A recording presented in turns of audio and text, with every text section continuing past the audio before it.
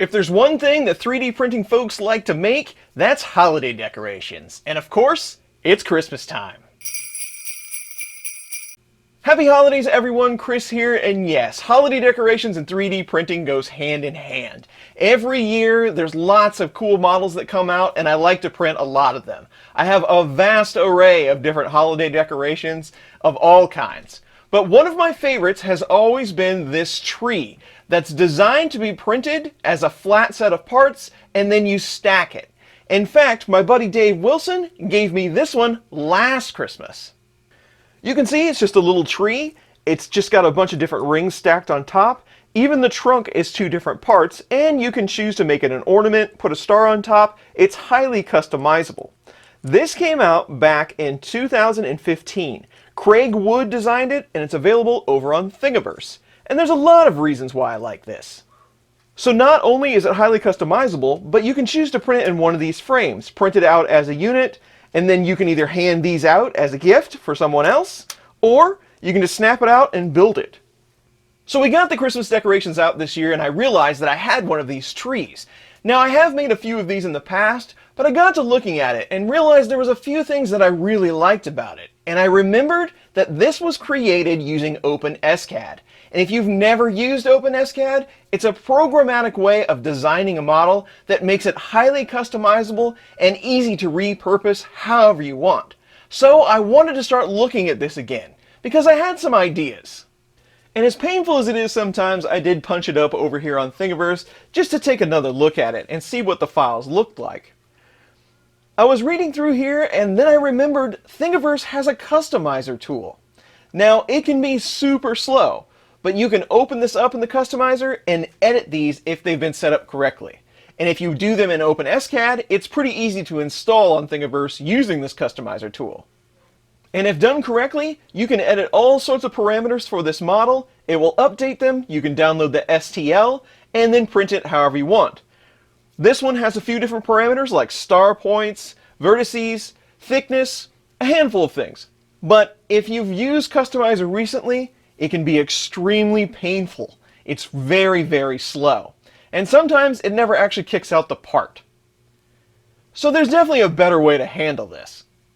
That's where OpenSCAD comes in. We can just grab a download of this, and once OpenSCAD is downloaded and installed, we can just open up the files from Thingiverse, and there'll be an SCAD file. We can pop that open. And over here in the code, you'll have all the parameters that you can set to change this model up. And it does give you a representation over here as you make changes. It's kind of hard to tell size-wise, but it tries to give you some parameters so you can see how big it is or how things change. You do have to re-render and export it every time, but in my opinion, it's kind of a fun way to deal with 3D printed models. So I started messing around with the parameters in that file for an hour or so, having a great time, and then I got to thinking, what should I do with this thing? And I decided to go the Joel Telling route. How big could I make one of these? So I started looking at some of the print volumes I had available. I have a 350 we could use. I also have the Folgertech FT6. But just how big could we go? So back to OpenSCAD. Again, it's kind of hard to tell, especially with this model since they're all put together in one file, how big some of these parts are going to be. The biggest part we have to deal with is this base part. We don't have to worry about the tree trunk parts too much because we have the FT6. It does have 700X. But these maximum can only be 350 by 350 because that's the biggest volume I had. You could try to cut this up, but I didn't want to do that for this project. So mostly it was just trial and error trying to figure out how big I could go. So I ended up with a height of 420 millimeters. I would have liked to go a little bit taller because I could have, but again, that base part really kept us from going any bigger. It is important to note with this model, it could be different for every model, but the height does not include the decoration that you can put on top. You can put a hanger or a star. I decided to go with none for mine. I have a little different direction I'd like to go in for our decoration.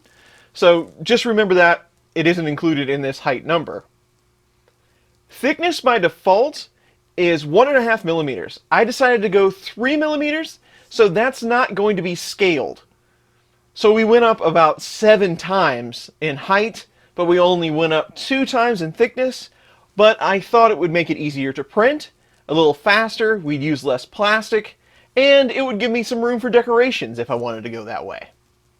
Slop, that's for something like elephant foot. I left that stock. This is the tab radius if you print out the tabs, like if you printed the small model and you had that space in between the printed parts. We don't have to worry about that here because we don't want to print the card. Down here you can select to print the card or not. If you go with a star for your decoration, that's how many points it'll be. You can select your number of points based on vertices, and you can also randomize the tree. But these are the settings I decided to go with. And pretty much this was going back and forth in between SCAD and the slicer, trying to figure out what sizes I could do. So when you're happy with those, and you want to try them in your slicer, you can just go to File, Export, and export as STL. Now in the slicer, since this is all one piece, you can just bring it in as a whole, and then you can do the split in Prusa Slicer. That'll make them all individual files, and I just deleted the ones that I didn't want to print. So for the FT6, all I wanted to do were the trunk parts, because they were the longest. We'll just pick one of them for now, for this use case. One is a little bit longer than the other, but not that much. So it fits nice. So we're good on the trunk. But then we have to deal with that base part. So on the tank, again it's 350, 350. I just did the same thing. Brought it all in, split it, and then deleted everything I didn't want to print. And at that 420 millimeter height, with enough spinning and moving it around, I was able to fit it in that build volume. So this is about as big of a tree as I could print on the printers that I had without cutting it up. So we're going to go with that. Also, I did make a few more levels for the tree because I thought it'd be just a little bit too sparse. All I did was scale the smallest one of these pieces, and then I brought it into Fusion and cut the slots back to 3 millimeter.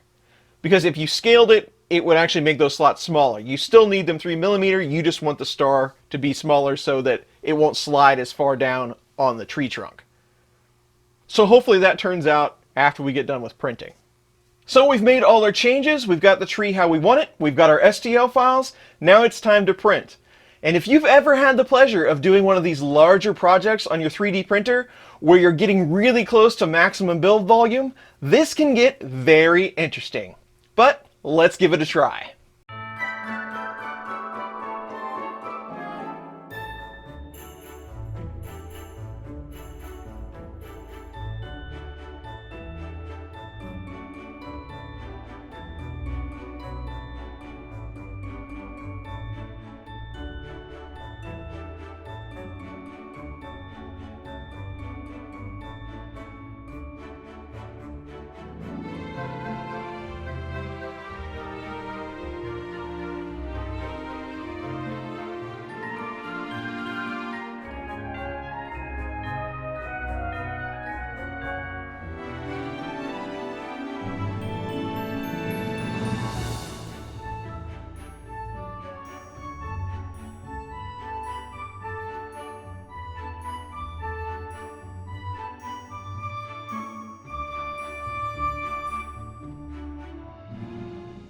And after many hours of print time and a whole lot of failures, I was able to get all the parts printed for the tree. Some of them aren't the best print quality. I was still tuning some of the printers in just a little bit, but I didn't want to waste the plastic, so I let them go ahead and finish. And I had a few extra parts that I printed that I created in Fusion, just to fill it in a bit. And here's what we ended up with. All in all, it came out pretty well. Of course, I had some printer errors because I wanted to get a project done, and they're not going to cooperate that easily. But most of the pieces, pretty easy to print, except this big guy here. This was a real challenge. In fact, the quality didn't come out. I was still tuning in the tank, not to try to make excuses. It's rough, but we're going to use it anyway. Now, I did create these smaller ones, again, to kind of fill in.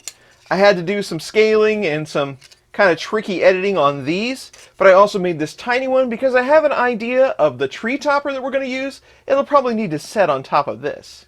So now these are really easy to put together. It's exactly like the small model.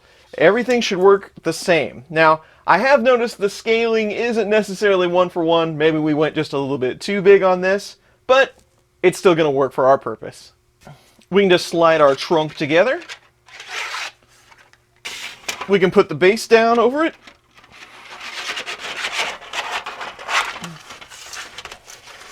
And we just work our way up to the different sizes of piece.